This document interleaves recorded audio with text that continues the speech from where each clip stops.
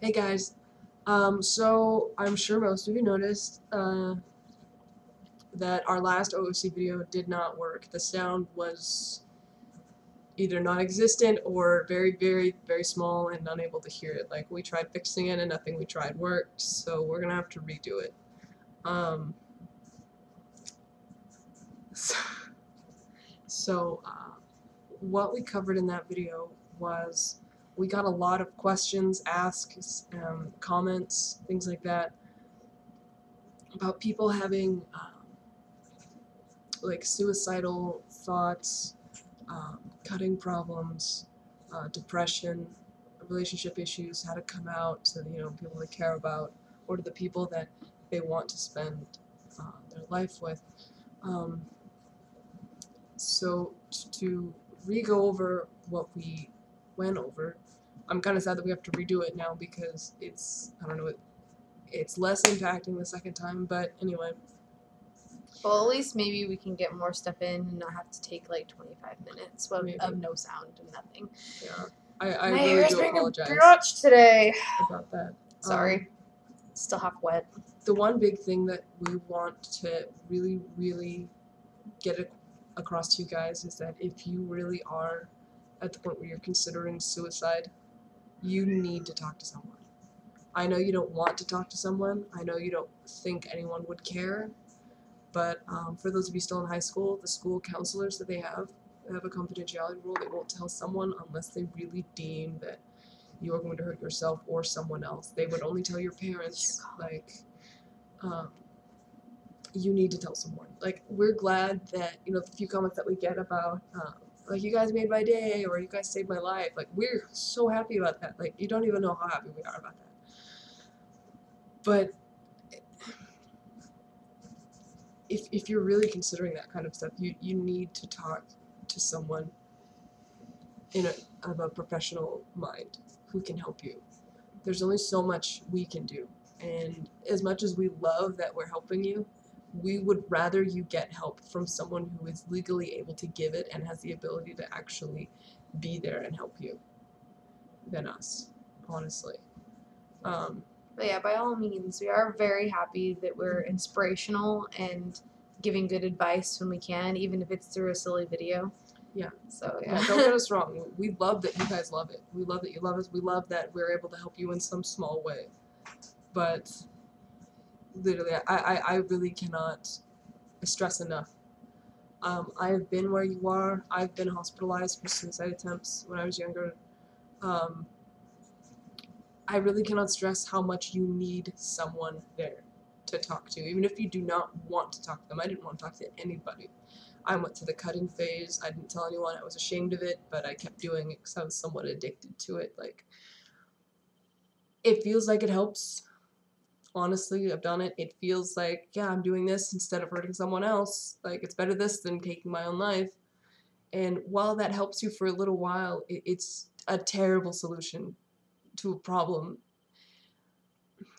I didn't even I went through that too, but mine wasn't even anything about like feeling better, more or less. I don't know if like any of you have probably felt it too. Like I felt that I was just completely ugly and that nobody liked me, so it wouldn't matter if I was uglier, and it helped a little bit. But like we've been saying, it's not a good thing to do. I didn't tell anybody about it. I mean, until really now. The only person I've ever really told was her. And the excuses like the cat scratched me, believe me, they don't work. Everyone sees right through those.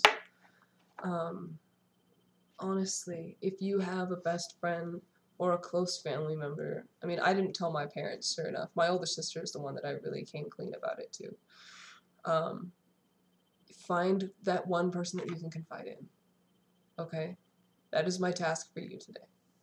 If you're feeling that down, if you are stuck in that bog of depression muck and just terrible feelings, I challenge you to find someone to just, you don't have to spill your whole heart out to them, you don't have to tell them your whole life story, you don't even have to tell them why you're doing it, just say, if it's your best friend, say, hey, I really need you, okay?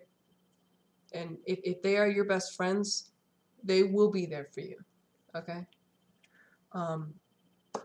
like I said, also, if you don't have someone you can trust, the school counselor, if you're still in high school, please talk to them. For those of you not in high school, not all jobs offer it, but I know some jobs have like a counselor hotline or something where they can, or they have somebody on site too. or sometimes. someone on site who can direct you to a counselor or is a counselor themselves. And I think usually most of the time with workplaces, like the first or 2 visits is usually free. But then after that you'd have to pay. But I mean, for an immediate situation, you need to talk to someone. I not to sound like a hypocrite, when I was struggling with this, I was like, I'm not fucking telling anybody. This is my fucking problems. What, am I gonna tell this person they're gonna fucking make fun of me? Why would I tell them that? And I understand that. I understand where you're coming from. But that is probably the worst mindset to put yourself in. I just can't stress, you need to tell someone. You need to talk to someone. You need to have that extra support for you. You might think you can handle everything on your own, but believe me, you break and you attempt to kill yourself for real and you will fall. Okay? You can only stand on your own shoulders for so long. You need someone else there. So that was the big point for that last video.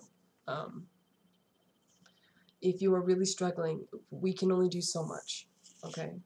I'm going to replace the hot links that I had, hyperlinks that I had in the last video into this one. There's a suicide hotlines. It's a site with a list of all the different hotlines for different areas. And then some UK-based counselor help and some US-based counselor help. There are more out there, and I really just can't stress enough that you need to call those numbers. Suicide hotlines, they work. Even if you're not actually contemplating suicide right then, you can call them, and the person that answers cares. They will talk to you. Okay? If you don't have anyone to talk to, you can talk to one of the hotliners, okay? Like, please. Please do that. Please talk to someone. Okay? I know the other point of our video was the other half of it was about talking to somebody you really care about and having like feeling like you're gonna get rejected. Mm-hmm. And both of us have went through that. And I know we've mentioned it and covered it in other videos and things like that, so we won't bore you with the story like a 4th time, but just certain points, like, you'll never know if they'll reject you unless you try. Yeah, and if you don't try, I mean, you won't get the rejection, but you'll still have that feeling of that you'll never know. Yeah. And that's almost worse. You'll have the one that got away feeling. That is the worst feeling in the world. I felt that for about 3 years. That is the worst feeling in the world. It just kind of eats away at you slowly, and it's like, oh, God. But yeah, I'm not saying go out there. Forever. I'm not saying it's easy by any means. It takes a whole hell of a lot of courage to go tell someone that you love them, especially if they're the same gender as you and you don't know if they support that or not. That is especially hard. Sorry, he was messing with the cat. Yeah, like it's not easy. But you do kind of have to put yourself out there, even when it's not a huge situation with crossing orientation and best friends and things like that. Even just telling someone, I don't know, at least for me, like telling someone at work, like, you're a cool person, would you mind hanging out later? Like, not even like I like you kind of thing, just like I enjoy being around you, you make me laugh. Yeah. Like, we should be friends. That's difficult for me to ask. Like, do you want to hang out? Do you mind if I grab your phone number? Things like that. Like, that's terrifying. So it's even more terrifying when it's someone that you want to have a relationship with. So I guess the big pointers we have for that one would be just approach the situation cautiously. Yeah, like don't go all out at once. Yeah, have confidence. By all means, have confidence. But don't be overconfident. Especially don't be overconfident. Like, I mean, Like, here's what not to do. Here's what not to do. Okay, go ahead. Hey, I really like you. We should go out. Like, it's very straight to the point, but just, I've seen that, and I've seen it fail 98% of the time. Yeah, I mean, unless the person's like really into it, they're like, "Oh my gosh, yes!" No, Take but me now. I mean, That really only even happens with in us, it wasn't a reality, okay? "Hey, we should go out." It was a constant like It was role plays, like it was a talking to each rapport. other, and then finally it got to the point of, "Hey, like this is really working out for both of us. This should be a thing." I know, especially, yeah, it took months, years. Yeah, it was years, considering we both dated when I stupid started- guys for almost 3 years apiece. When I started actively pursuing her, to the point where I'm like, you know, I just gotta do this. Like, my life will not be complete without her, right? That took me months of, you know, just talking every day. You know, not to the point of stalking by any means, but No. I mean, just talking every day, wanting to hang out. Like, we were far apart, so we could really only talk over, like, Messenger and things like that, but, so your situation could be different. But, I mean, just talk every day. Don't bring it to love every time. Just, you know, just find a best friend in that person. If they already are your best friend, then good. You're already where you need to be. Yeah, like Okay. if you guys can both like find like common ground, like even if it's just a silly common interest. Yeah. I know that's how I've made a lot of friends. Like one of my friends currently, we were at work and we were like one of the last 2 people there, like we were closing and everything.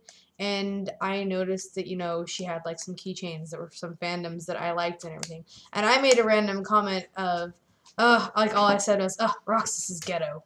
Because I was on register 13 and my register was pretty ghetto. It was missing buttons, the bag rack wouldn't move or anything. And she kind of looks over and she just kind of laughs and she says back like something similar. I can't remember exactly what she said. But she said, I think she said something like, "Oh, Vexen's ghetto too," because I think she was on a small register, like on a mini belt one that was like 4 or something. And we just laughed about it for a while. And then it ended up, her and I started talking every day about it. And then we ended up becoming friends. And we're still friends to this day. She's actually coming to visit in a little while. But, I totally just lost my train of thought. Sorry. We were talking about common ground and interests. Yeah, once you, yeah, okay, so say you're already best friends or you're in the process of becoming best friends, it's where you need to be. Then, I don't know, kind of what I did, drop little hints here and there, not blatant hints either. Like, a music video or an AMV or just an inspirational video that has something to do, maybe not completely to do, but something to do with the way that you feel about them. If you're not sure about their stance on equal rights for the LGBT group, oh my gosh, Winston. I'm sorry. If you're not sure about what their stance is on that, then I would try to have them watch like some kind of equality video, not like an in-your-face equality video by any means, just like a happy story about it, or like even a sad one, like these people care about each other so much and they're kept apart because of, you know, the current laws or whatever, and just gauge their reaction. Okay, this is how I would save yourself the rejection. Like, if they're blatantly like, oh, well, they deserve it because they're gay. I hate to say it, but that's when you should stop. Probably when you would have to realize that they're not. They would probably be better as a best friend. Not that they won't come around. I know when I was growing up, I was so indoctrinated by Christianity because of my entire family that I was just based off what my parents said, I was gay. I was against gay rights. I was against, you know, LGBT having any kind of say or sway in anything. I would write papers on it, like, this is wrong because the Bible said so. This is wrong because Jesus is Lord, and blah, blah, blah, blah. I look back on that and I make myself sick because I was so blindly just doing what I was taught without actually considering how I felt about things. I went through the whole, well, maybe I don't like guys because everyone here is just all the guys here are dumb. Maybe I'm better than all of them, and that's why I don't like them. All my best friends are girls, and we're really close. Wow, maybe there's a reason for that. I was raised to think that way too, but I have always been kind of weird and like randomly attracted to random things. So I don't know, like that, which is when I figured out, hey, it's not a gender for me, it's personality. I mean, I kind of figured that out when I was attracted to fictional characters, which is really embarrassing. But that's when I figured that out. I'm pansexual. But, this is getting kind of off topic. That's okay. But, it happened. It kind of went that way last time, the relationship thing is hard. I'm not gonna lie to you. It's hard. It's a hard, narrow, crumbly, windy road that you have to be very dedicated to get to the end. Could you quit chasing the cat, please? I don't want to discourage you though, because finding that person is probably the best feeling in the world. Will you leave the cat alone? Seriously. I do want to say one thing. I know a lot of people do this too. Like the constant pursuing of somebody even after they've told you no, pretty much, even without saying no. Like, I know when I was in high school, I had this crush on a guy. Oh my gosh, I spilled my candy everywhere. And he was like one of my best friends. And I asked him one time, I finally, after, oh gosh, I don't know, almost 6 years of being friends with him, asked him if he would ever consider going out with me. And he said, no, I don't want to date anyone right now. And then the next day, started dating some girl that had come to our school from another country. Which, that's fine. But he could have just told me, no, I am not attracted to you. I like you as a friend. In that case, I know that there's people that will still pursue that person even after the fact. Don't. It's a very bad idea. Especially if you were friends beforehand. That is the quickest way to make yourself not friends.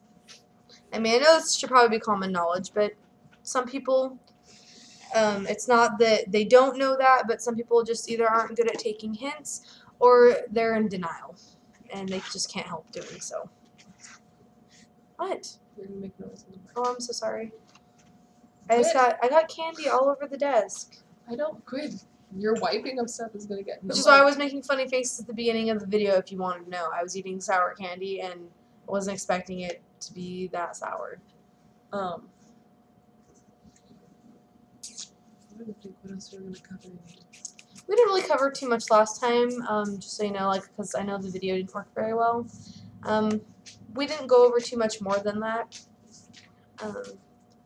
I know that, like, in a nutshell, the way that we finally got together, dropping, like, subtle hints through roleplay. And that helped a lot. Just to gauge the reaction of... I posted a video of 2 girls that met... I think it's all over Tumblr now and all over the internet, but these 2 girls that met on Tumblr and then flew to see each other, things like that, or different even videos, and just saying things like that, and then just sending them to her, like, hey, what do you think? Like, this is kind of cute, right? Yeah. And then come back with the, oh, that's so sweet. Like, okay, she's open to the possibilities then. All right. And yeah, and even like us just going back and forth and doing things like in our role plays, like through MSN and I don't know how many times Axel took Roxas out to a nice dinner in roleplay because I couldn't do it in real life.